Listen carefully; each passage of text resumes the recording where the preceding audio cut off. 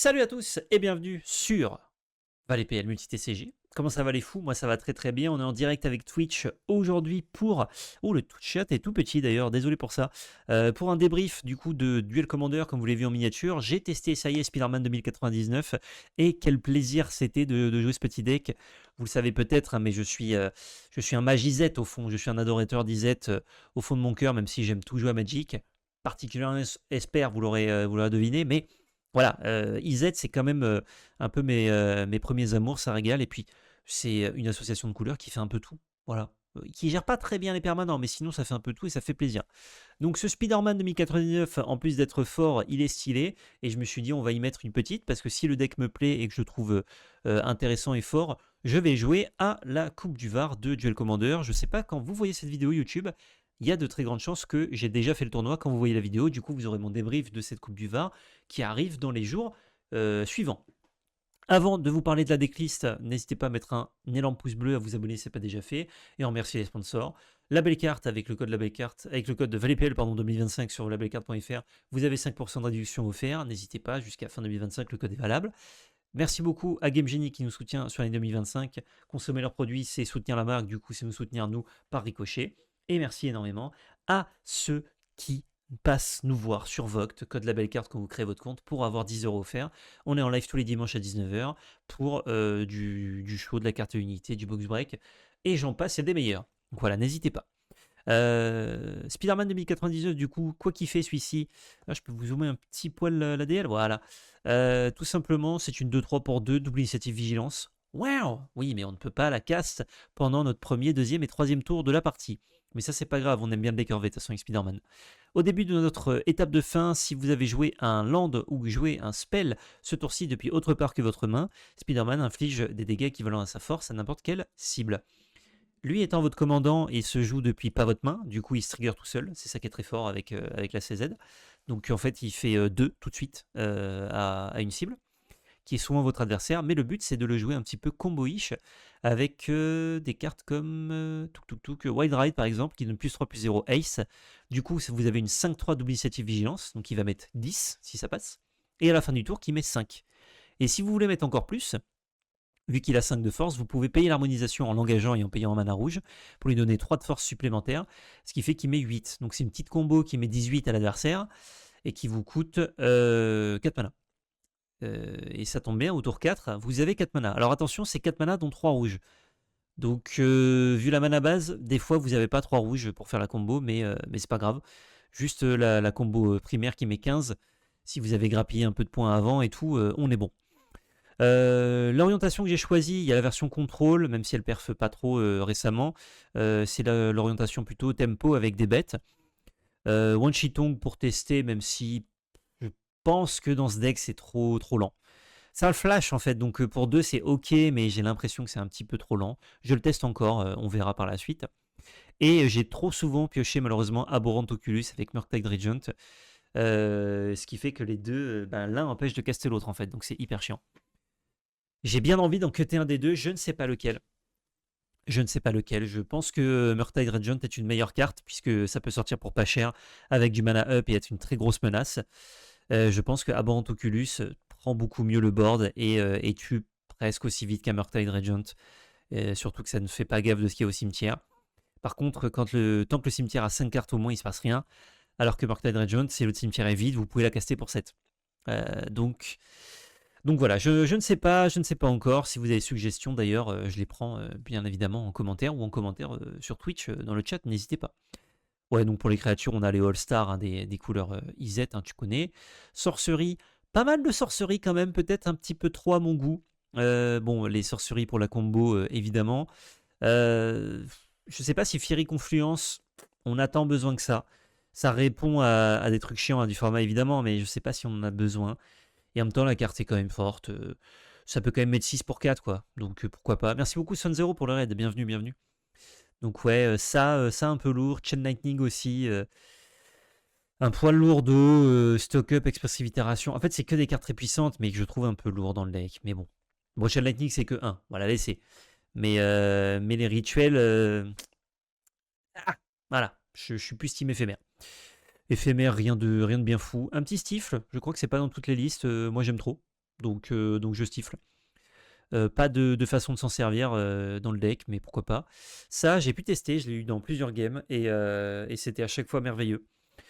Donc, ou alors quand c'était pas merveilleux, c'était dans des scénarios où je crois que pas beaucoup de cartes de mon deck auraient été mieux. Donc franchement, Redirect Lightning pour moi c'est un grand oui dans ce genre de deck tempo. C'est pas dans tous les decks rouges, attention. Mais dans ce deck tempo, c'est énorme. D'ailleurs, si je dois choisir entre les deux, je vire Stifle, je garde Redirect Lightning, c'est trop bien. Artefact, Mishra's Bobble et Urza's Bobble, vous allez dire, ah c'est dommage qu'il ait pas Chorus Steel Cutter, c'est bien.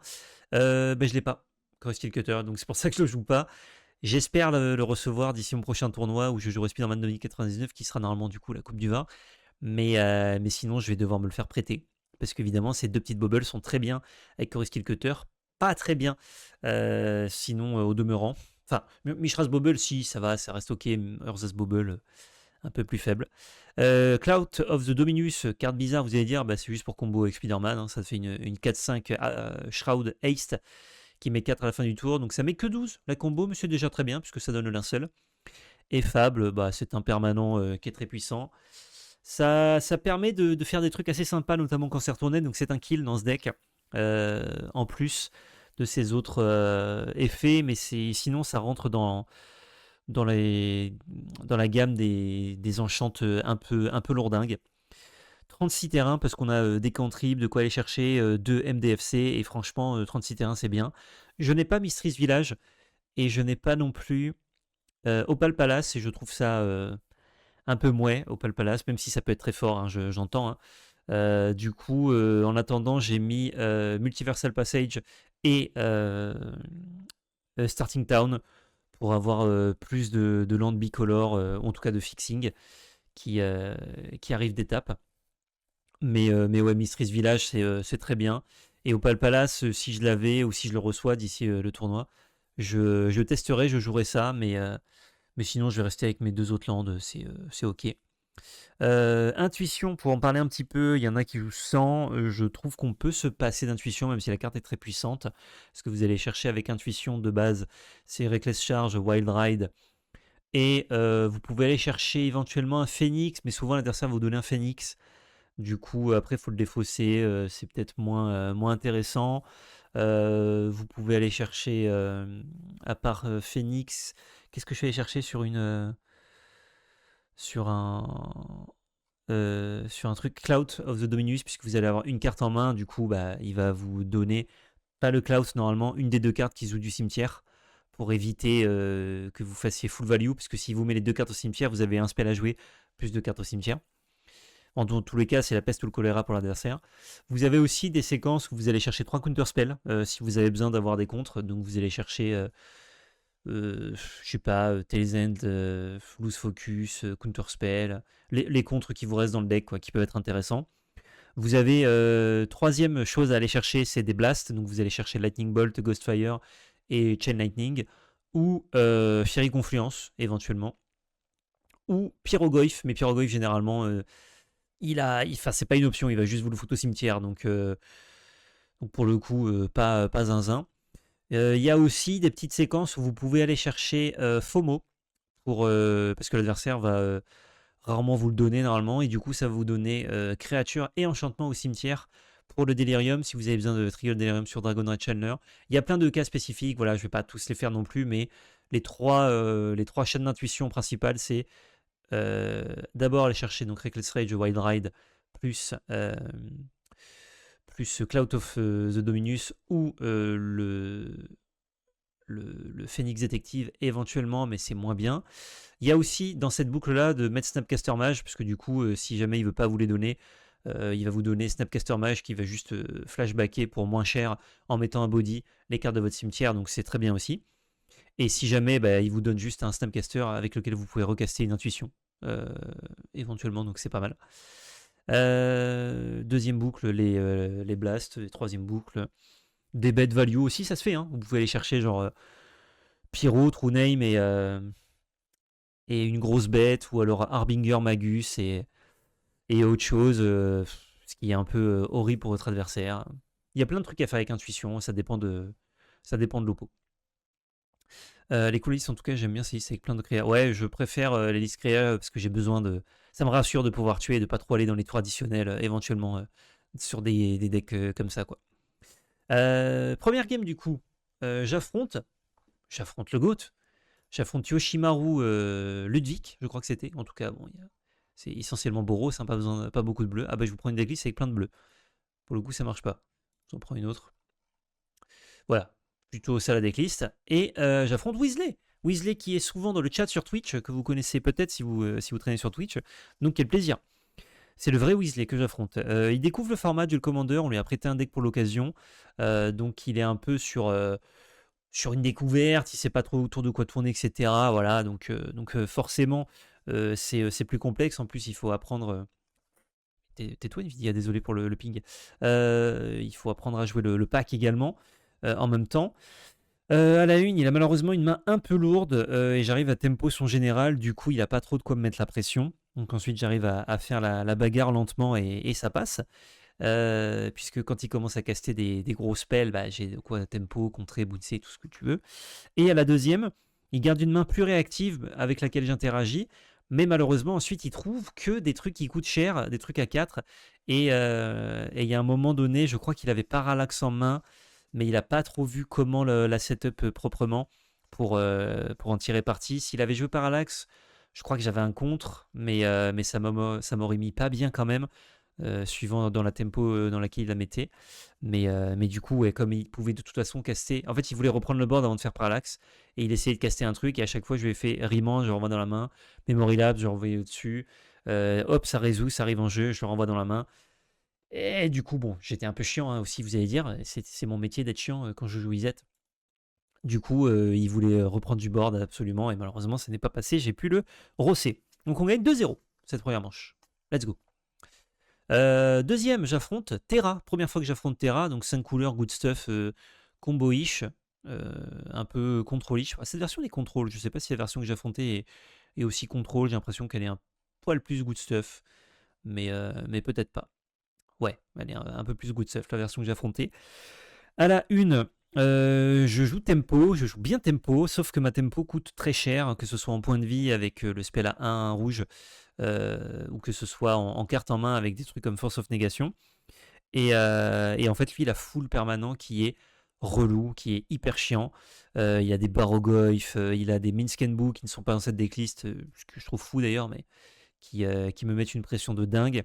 Des Kikijiki aussi, pareil. En Izet, un enchantement qui fait des créatures, qui font des trésors, qui font de la value, qui font ensuite une créature. Blablabla. Donc vraiment très dur. Donc là, la liste que je vous montre, c'est une liste exemple, hein, c'est pas la liste que j'ai affrontée. Donc vraiment très très dur cette première game. Je le mets quand même à 3 PV. J'avais, on va compter ensemble, hein, combien de top decks il pouvait le voir. Pierrot, Chain Lightning, Thundering Eruption, je crois qu'il avait pas de bloqueur fly, donc 3, 4, ça peut-être quelques générales à tuer, pas sûr. 5, 6. J'avais 6 cartes qui permettaient de le tuer, plus peut-être plus intuition techniquement, je suis allé chercher 3 trucs. Donc 7. Je n'ai pas malheureusement pioché de quoi le tuer quand il était à 3 PV, mais ça se joue pas grand chose, disons que j'aurais pu le punir quoi. Deuxième game, cette fois-ci je suis tempo. J'ai écrit quoi là? Je savais que j'allais pas me relire. Ah oui, FOMO. Je fais un FOMO en tour 2 qui peut gérer mais il ne le fait pas. Et mon FOMO lui colle 6 points. Ce qui lui coûtera peut-être la partie à terme. Et ensuite il gère mon Spider-Man dès que j'essaie de faire une combo. Évidemment, hein, tu connais. Donc ça dégage. Mais mon FOMO, du coup, pendant ce temps-là, continue de mettre des petits points. Là où je l'empale totalement quand il a 7 points de vie et qu'il commence à remonter, c'est qu'il fait Pyrogoyf. Je lui demande combien il va me mettre. Il me dit 5. Pour tuer une de mes bêtes, je crois, ou face, je sais plus. Non, pour tuer une de mes bêtes, je dis ok. Du coup, pour 1 mana, je vais perdre 5 points de vie, effectivement. Mais toi, tu vas perdre 5 points de vie. Et du coup, il fait et il perd du coup 5 points de vie. Il passe à 2 et j'ai l'étal sur le board. Let's gong. Donc, on gagne la 2. Troisième game, malheureusement, je fais une full alors que je ne joue que 36 landes. Ça arrive.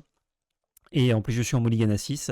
Et là, on va dire, où je pourrais un peu de tempo et m'en sortir parce qu'il ne fait pas non plus une sortie de zinzin. Il joue, non, pardon, c'est cette decklist-là, cette ignominie qui est le Barogoyf. Et je suis bien passé pour savoir que c'est ignoble, hein, je le jouais aussi avant. Et ce Barogoyf, malheureusement, il est énorme dès qu'il arrive, il est 4-5. J'ai pas de quoi le gérer clean ni le tempo. Et bah, en fait, je lui laisse mettre des coups de Barogoyf et je fais que des plays pour survivre ou pour pas trop me faire rosser. Mais malheureusement, je perds sur ce Barogoyf. Bon, je perds aussi parce que je trouve pas trop de cartes actives. Avec des cartes actives, on aurait pu moyenner et faire quelque chose, mais je perds 2-1 malheureusement là-dessus. Barogoyf qui m'a joué aussi à la une, donc qui m'a finalement un peu battu sur 2 games, hein, ce Barogoyf. Il est là pour ça. Troisième game, je joue contre Emmet, qui est Dimir Control Réanimator. Très sexy, liste de Thomas Méchin, je recommande. Très bon joueur pour une très bonne liste. Je pense que le joueur que j'ai affronté joue une liste très similaire parce que je ne vois aucune carte dans cette liste qui ne m'a pas été jouée. Donc à mon avis, les différences sont très peu. Emmet Selch, du coup, qui est plutôt stylé. Pour ceux qui ne connaissent pas, Emmet Selch, c'est 2-4 vigilance pour 3. Quand il arrive en jeu ou qu'il attaque, draw discard. Au début de votre entretien, si vous avez 14 cartes dans votre cimetière ou plus, vous le retournez. Et ça devient une immense merde qui est 6-6 vigilance, voilà, qui fait plein de trucs, qui peut jouer, qui Yogmoth Will en gros, qui permet de casser des cartes de notre cimetière. Bref, première game. Je dis à mon adversaire, donc là je suis en une victoire, une défaite. Il y avait 10 joueurs au fait pour 4 rondes. Je dis à mon adversaire, là, c'est le moment où je dois choisir entre faire du contenu ou rentrer chez moi. Parce que je sais que ce keep à un land peut me permettre de faire une game de fou, parce que la main est très bien. Et du coup, avoir quelque chose à raconter. Ou me faire rosser, et dans ce cas-là, je serais mené 1-0 juste parce que je trouve pas de land. Et derrière, il va falloir en gagner 2 contre un match-up qui m'a l'air à mon avantage, je dirais. Mais le truc, c'est que si je lui en donne une, je sais pas si c'est très dur pour lui quand il commence de m'en prendre une, quoi. Donc voilà. Je décide de la keep à 1. Je me dis, je fais du contenu. Land qui arrive, mais tape. Mes 2 premiers lands sont tape. Et ils n'arrivent pas de suite. Dans ma main, j'avais une pas Death Ray Shaman, DRC, Dragonite Chandler, qui me permettait, avec mes premiers spells, de faire des effets surveille. J'avais une faune en main qui me permettait aussi de contrer un truc trop méchant, qui a été un draw 3, discard 3, enfin draw 2, discard 2, d'étape 3 land, avec une cité des traîtres en face, donc j'ai contré ça, qui m'a permis de faire un trigger surveille. Malheureusement, il avait de quoi contrer ma faune, mais j'ai fait quand même mon trigger surveille. Du coup, je tempo comme je peux et j'avance dans mes landes même s'ils arrivent tape, mais d'une façon très bizarre, avec les surveilles de Dragonite Chandler, j'ai mis un Snapcaster au grave. J'ai mis une Mishra's Bobble que j'avais craqué. J'ai mis une Fable du Brise Miroir parce que pas le temps. Et avec Fun, du coup, bah, ou un autre compte, j'avais un éphémère. Du coup, j'avais le Delirium en 4 cartes, où j'avais un fetch, je sais plus. Non, je crois que j'ai joué un spell. Du coup, j'avais le Delirium en 4 cartes, comme un grand joueur. Donc, j'avais une 3-3 qui est arrivée très vite, hein, puisque j'ai mis 2 cartes au cimetière avec le surveille. J'ai mis une carte au cimetière en la jouant, gratuitement, et une carte au cimetière en la jouant. Donc, ça m'a permis d'avoir le Delirium, donc d'avoir une 3-3 qui a cogné et qui a mis ses points. Puisque l'adversaire est passé de 19 à 16, à 13, à 10, à 7 avec cette DRC. Et ensuite, il a beaucoup gardé, en fait, il a réussi à réanimer un Broodlord. Il a beaucoup gardé Broodlord par peur de se prendre Spider-Man 2099 combo kill, parce qu'en fait, il n'avait rien. Il n'avait malheureusement rien en main. Il avait des cartes qui font du mana, il avait Flash qui aurait pu être fou avec un pâté trouvé, mais rien. Pas de tuto non plus pour aller trouver un autre pâté. Donc malheureusement, il devait garder une créature en bloc. Je pense que s'il m'attaquait un peu plus, il ne savait pas non plus ce que j'avais en main, il gagnait cette game, sauf que effectivement, il y avait beaucoup trop de scénarios où, vu qu'il avait rien en main, je faisais Spider-Man Ace, il était mort. Instant. Donc, sa décision est la bonne, je pense qu'il a bien joué, mais si il avait connaissance de sa main, et que j'avais connaissance de la sienne, ça changeait rien, il m'aurait bourré et ciao. Après, il n'est pas à l'abri d'un top deck, même en connaissant ma main. Et je fais Spider-Man, j'ai trouvé un truc qui donne la Ace, c'est 15 points, c'est ciao, quoi. Mais bon, je comprends qu'il est respecté. Et ensuite, j'ai trouvé True Name Nemesis quand il a géré DRC avec Phoenix. Et du coup, je mets un coup de True Name, puis un coup de True Name avec Phoenix. Et c'est réglé. Deuxième game, très contrôlish. J'ai à ma main de départ qui était ok, mais pas très pressurisante. Je me suis dit, ok, là, on va devoir jouer. On va devoir danser un tango. J'espère qu'il aime ce type de musique. Et je crois que tour 2 ou tour 3, ou tour 3, ouais, je crois que c'était tour 2, il fait Miracle, Métamorphosis Fanatique, qui ne réanime rien, fort heureusement, mais qui est quand même une 4-4 lifelink tour 2. Enfin, sur son tour 3. Pas à son tour 2, sur son tour 3. Du coup, moi, je fais Ah c'est une excellente nouvelle pour toi, c'est une très mauvaise nouvelle pour moi. C'est que je joue tempo, donc tous les points de vie qu'il va gagner, ça va être chiant. Et du coup, pas évident. Il me Nexus ma main, parallaxe noir. Est-ce qu'elle est jouée dans cette DL? Non, elle n'est pas jouée dans cette DL. Il me parallaxe noir du coup pour m'enlever quasiment toutes les cartes de ma main, mais j'avais une main fournie comme j'étais contrôliche. Et ce qui me permet de garder un Abhorrent Oculus et un Clout of the Dominus. Je trouve un land qui me permet de faire Spider-Man, Clout of the Dominus et Bagarre. Et ensuite, je peux jouer mon Abhorrent Oculus le tour d'après. Et ensuite, je trouve des petits sorts de burn pour le terminer. J'ai d'ailleurs Spider-Man avec Cloud-Dominus qui m'a permis de gérer son 4-4 lifelink et ne pas lui mettre 8 dans la gueule. Ce qui était excellent. Enfin, ne pas lui mettre 4 dans la gueule, mais plutôt gérer la 4-4. Donc, on est régalé. Il a d'ailleurs du Toxic Deluge sur le Spider-Man pour donc lui faire perdre 5 points de vie pour ne pas mourir sur le comeback, mais c'est là où je mets mon Oculus, il n'a pas de gestion, et on gagne la game comme ça. 2-1 dans ce tournoi, on est content d'avoir battu 2-0 ce match-up, je pense que j'aurais pu gagner 2-1, mais pas 2-0, franchement c'était chaud. Oh tiens, Autoflow qui était dans le chat tout à l'heure, let's go. Quatrième match, je joue contre Hang, quel plaisir de jouer Hang, et encore une fois pas exactement cette version, un peu plus contrôlish je crois, de la part de mon adversaire, mais bon, très proche. Hein. Je pense que 80-85% du deck est exactement la même. Donc je vous prends une decklist juste pour vous montrer. D'ailleurs, j'ai eu 2-3 idées sympas, genre le Volatile Stormdrake, j'aime beaucoup. Aven Interrupteur, j'aime beaucoup. J'ai vu un autre spell aussi que j'aimais bien dans la liste. Je sais plus lequel c'est. Voilà, Girulk. La Restauration Angel, c'est des cartes qui me plaisent. Première game, je fais Ocelot. Il fait, pardon, Ocelot, j'ai pas le droit de faire Ocelot, je triche. Il fait Ocelot tour 1, je me dis, oh putain, je suis frais, j'ai Mental Misstep. Il a Mental Misstep aussi. Du coup, il y a Ocelot sur table. Et après, je suis dans le jeu de la tempo. Enfin, il est dans le jeu de la tempo plus que moi, donc avec Ocelot, ça fait un board, ça fait gagner des points de vie, c'est trop chiant. Et j'arrive jamais à reprendre le board et à revenir, je me fais trop grappiller. Ouais, Ocelot dans Spider-Man 2099, j'aurais été fort. La deuxième game, j'arrive à le tempo, j'ai l'impression qu'il a un peu trop de contre et que du coup, il ne peut pas trop me proposer d'autres trucs. Quand il lui propose des bêtes, j'arrive à gérer ce qu'il fait. J'arrive à moi proposer des trucs qui lui mettent des petits points, qui l'agressent petit à petit. Et du coup, une fois qu'il y a du board, les contres sont beaucoup moins efficaces. Donc j'arrive à gagner la deuxième game. D'ailleurs, je ne vous l'ai pas dit, mais j'ai eu tous les tosses ce soir-là, donc ça fait plaisir. Et troisième game, je suis sur le fil. Je suis sur le fil de la perdre à 5 points de vie. Je pense que si elle dure un peu plus, je peux peut-être la prendre, mais c'est très chaud. C'est pas dit que je la perde, mais c'est pas dit que je la gagne non plus. Et malheureusement, on finit au tour additionnel, on n'a pas le temps de la faire. Donc en fait, on fait des plays un peu bizarres pour essayer de finir la game. Moi, je sais que j'ai pas le temps de le tuer, il a 16 points de vie, donc en 2 ou 3 tours, non. Lui, il a que 2 phases d'attaque. Et je suis à 12, du coup, avec plus de board. Enfin, lui, il a plus de board, donc remettre du board, passer au travers de mes bloqueurs, de mes gestions, c'est compliqué. Il arrive à me tomber à 5, mais pas plus. Sachant que, avec plus de tours, j'aurais tenté un play pour garder du board en redirigeant un de ses contres. Sauf qu'en redirigeant un contre, ça m'aurait coûté 5 PV. Et du coup, si ça se passait mal la suite pour moi, vu que je finis à 5 points de vie, j'aurais peut-être perdu la game.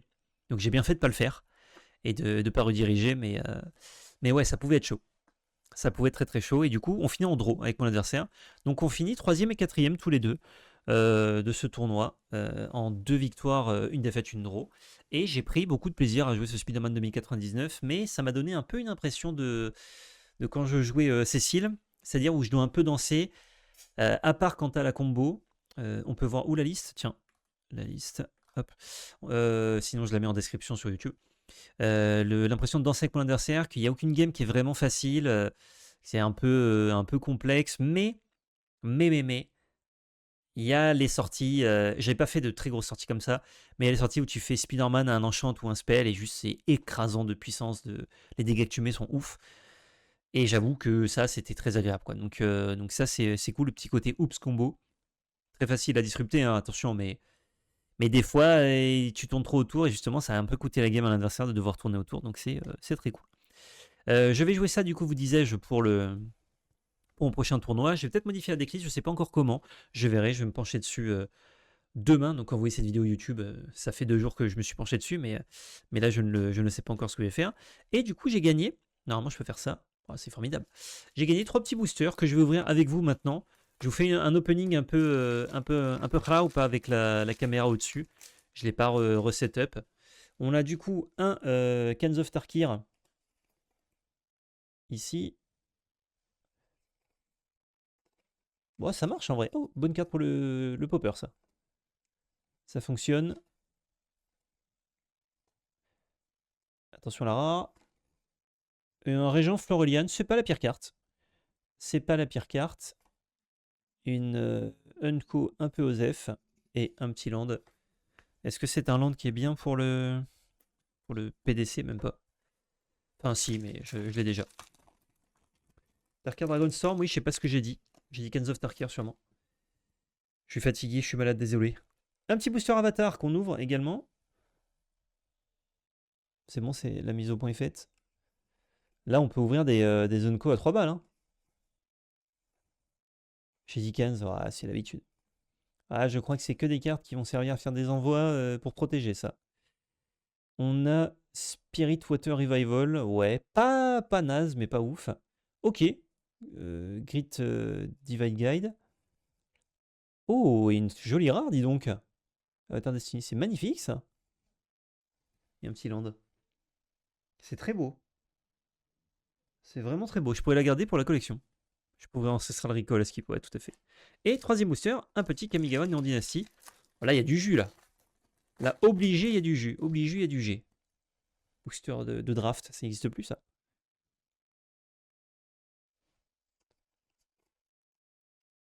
Ouais, je peux aller direct à la fin, on s'en fout un peu.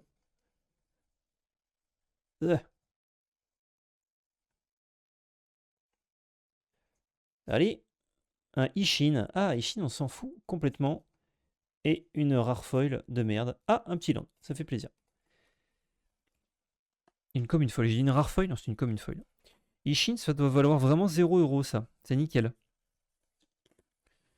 Ouais. Ouais, on n'a rien, même pas un petit skin pour ma collection de skins Kamigawa. RIP. Zou. Ça conclut ce débrief de tournoi d'essai.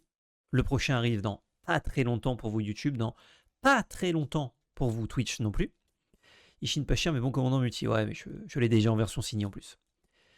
Le land, c'est la carte la plus chère, je pense aussi.